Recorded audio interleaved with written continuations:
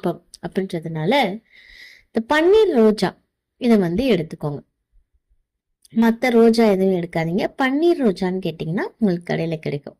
அதை எடுத்துக்கோங்க. இப்ப அதை நீங்க கோவில்ல கூட தாராளமா செய்யலாம். வெள்ளிக்கிழமை உங்க வீட்டுக்கு பக்கத்துல இருக்கக்கூடிய மகாலட்சுமி அம்மன் ஆலயம் போயிட்டு ஒரு 7 பன்னீர் ரோஜா பூக்களை எடுத்துக்கோங்க. இது நமக்கு பண தேவைகள் இல்ல பண பிரச்சனை இருக்கு, கடன் அதிகமாக இருக்கு அப்படின்னா எதுவா இருந்தாலும் அதை மகாலட்சுமி தாயாருக்கு முன்னாடி வச்சு மனசார பிரார்த்தனை பண்ணிக்கோங்க.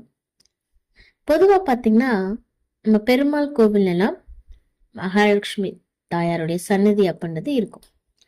ஸோ அப்ப நீங்க அங்க போயிட்டு உங்க கஷ்டங்கள் தீரணும் அப்படின்னு மனசார வேண்டிட்டு உங்க கையில இருக்கக்கூடிய அந்த பூக்களை மகாலட்சுமி தாயாருடைய பாதத்துல போட்டுட்டு வீட்டுக்கு